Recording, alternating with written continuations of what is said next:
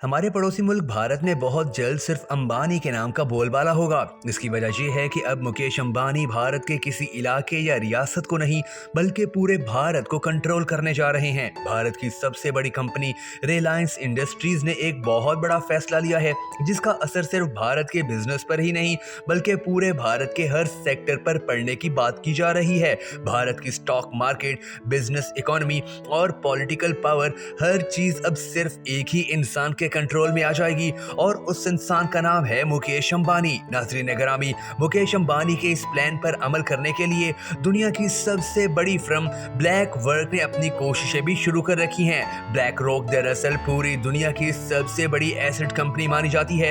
ये कंपनी इतनी ज्यादा दौलतमंद और अमीर है कि तकरीबन 9 ट्रिलियन डॉलर्स के एसेट ऑन करती है। इसके कंपैरिजन में भारत की पूरी स्टॉक एक्सचेंज मार्केट कुछ भी नहीं है, क्योंकि भारत की पूरी स्टॉक मार्केट का टोटल कैपिटलाइजेशन सिर्फ 3.5 ट्रिलियन डॉलर के करीब है।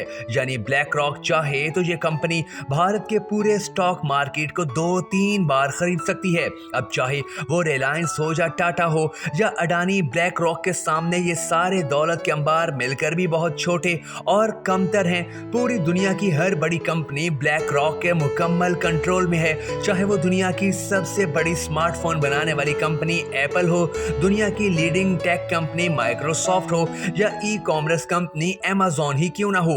ये सब बड़ी से बड़ी कंपनीज आज भी ब्लैक रॉक के सामने कुछ भी नहीं है। आप दुनिया के किसी भी इलाके में रहते हो और साबुन से लेकर स्मार्टफोन तक जो कुछ भी खरीदते हो उसमें डायरेक्टली या इनडायरेक्टली ब्लैक रॉक को फायदा पहुंचता है। और अगर देखा जाए तो आज ब्लैक रॉक इतनी ज्यादा पावरफुल हो चुकी है कि वो एक ही झटके में पूरी दुनिया की स्टॉक मार्केट को एक झटके में हिला सकती है। शायद यही वजह है कि दुनिया के बड़े बड़े ताकतवर बिजनेसमैन, मुख्तलिफ मुल्कों के सदर और इन्वेस्टर चाहकर भी ब्लैक रॉक से पंगा नहीं लेते। अब मुकेश अंबानी और रिलायंस ग्रुप भी दरअसल यही चाहते हैं कि वो इस कंपनी के साथ पंगा करने के बजाय इसके साथ मिलकर बिजनेस करें, जिसके बदले में इन्हें पूरे भारत के सबसे बड़े बिजनेसेस का कंट्रोल मिल सकता है। मगर ऐसा मुमकिन कैसे होगा और मुकेश अंबानी के इस फैसले से भारत का बिजनेस किस तरह चंद ही सालों में डबल ट्रिपल हो जाएगा? आज की इस वीडियो में हम आपको यही सब कुछ बताने जा रहे हैं। मगर उससे पहले अगर आपने अब तक हमारे फेसबुक पेज भकर नेटवर्क वीडियोस को लाइक या फॉलो नहीं किया है तो जरूर कर लीजिए, ताकि आपको हमारे पड़ोसी मुल्क भारत और दुनिया भर के बारे में इसी तरह के दिलचस्प और इंफॉर्मेटिव वीडियोस बर वक्त मौसूल होती रहें। मैं हूं शकील हैदर और आप देख रहे हैं भकर नेटवर्क वीडियोस। नाज़रीन गिरामी, मुकेश अंबानी पूरे भारत के हर बड़े बिजनेस को अपने हाथ में लेना चाहते हैं और अपने इसी सपने को पूरा करने के लिए 26 जुलाई 2023 को रिलायंस जियो ने एक बहुत बड़ी इन्वेस्टमेंट की। ये अनाउंसमेंट ऐसी थी कि जिसने भारत के बड़े बड़े बिजनेसमैनों के छक्के छुड़वा कर रख दिए थे। ये अनाउंसमेंट कुछ ऐसी थी कि जिसमें कहा गया कि ब्लैक रॉक ने दूसरी बार इंडिया में एंट्री मारी है और अब की बार ब्लैक रॉक ने रिलायंस की जियो फाइनेंशियल सर्विसेज के साथ 50-50 पर पार्टनरशिप कर ली है। अब इस पार्टनरशिप से जियो और ब्लैक रॉक दोनों मिलकर पूरे भारत को कंट्रोल कर सकते हैं। आज से तकरीबन 8 साल पहले मिस्टर मुकेश अंबानी ने रिलायंस जियो को भारत में लॉन्च करके पूरे टेलीकॉम सेक्टर को हिला कर रख दिया था और अब बिल्कुल उसी तरह मुकेश अंबानी की जियो फाइनेंशियल सर्विसेज भी इंडिया के एसेट मैनेजमेंट बिजनेसेस और फाइनेंशियल सर्विसेज सेक्टर को अपने हाथ में लेने की तैयारी कर रहे हैं। इस सब में मुकेश अंबानी का साथ देने वाली दुनिया की एक बहुत बड़ी ताकत ब्लैक रॉक पूरी तरह शामिल है। लेकिन ये प्लान आज का नहीं है, बल्कि इस काम की प्लानिंग आज से कई साल पहले शुरू हो चुकी थी। 2016 में मुकेश अंबानी ने रिलायंस जियो को लॉन्च किया तो पहली बार उन्हें किसी सेक्टर को इस तरह डिस्टर्ब करने की पावर के बारे में मालूम पड़ा। वैसे तो अंबानी जी सालों से ही भारत में बिजनेस कर रहे थे और उन्हें इंडियन कस्टमर्स के टेस्ट, प्रेफरेंस, प्रोडक्ट लाइकिंग सब कुछ पता था। लेकिन जब उन्होंने टेलीकॉम सेक्टर में एंट्री ली तो तब उन्होंने पहली बार इस नॉलेज का फायदा उठाया। उन्होंने पूरे भारतीय कंज्यूमर की साइकी समझ ली थी। उन्हें पता था कि भारतीय कस्टमर्स की जब कोई चीज सस्ती फ्री में दी जाए तो वो लॉयल्टी भूल जाते हैं और बस जियो ने यही कुछ किया था। अंबानी ने रिलायंस जियो लॉन्च करते वक्त जियो की सर्विसेज फ्री में ऑफर कर दी, क्योंकि उन्हें मालूम था कि इंडिया में अगर कोई प्रोडक्ट फ्री में मिल रहा हो तो लोग उसे छोड़ते नहीं हैं। फिर चाहे पब्लिक को इस प्रोडक्ट की ज़रूरत हो या ना हो, फ्री में मिल रहा हो तो ज़रूर ले लेते हैं। जियो के साथ भी कुछ ऐसा ही हुआ था, क्योंकि इंडिया में रिलायंस जियो ने अपने लॉन्च के वक्त 6 महीनों के लिए सबको फ्री कॉलिंग और इंटरनेट की सर्विस देने का वादा कर लिया। अब इस ऑफर को सुनते ही सारे लोग अपने पुराने टेलीकॉम इदारों को छोड़कर सीधे जियो के पास चले गए। ये स्विच भारत की तारीख का एक बहुत बड़ा स्विच माना जाता है।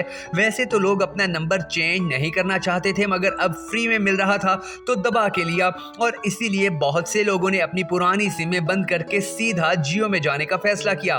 बस फिर क्या था, देखते ही देखते जियो ने एक वर्ल्ड रिकॉर्ड बना लिया। वो ये कि सिर्फ एक ही महीने में जियो ने 16 मिलियन सब्सक्रिप्शंस हासिल कर ली।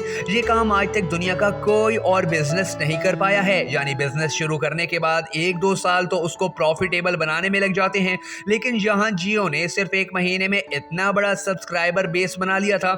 जहाँ जियो की इंडस्ट्री से पहले भारत में 14 टेलीकॉम कंपनीज चल रही थी, वहीं आज सिर्फ 4 ही बाकी बच गई हैं, और सबका फायदा सिर्फ जियो को नहीं हुआ बल्कि बाकी बची हुई 3 टेलीकॉम कंपनीज को भी हुआ है। जियो की इस फ्री सर्विस ने पूरी मार्केट में तहलका मचा दिया था।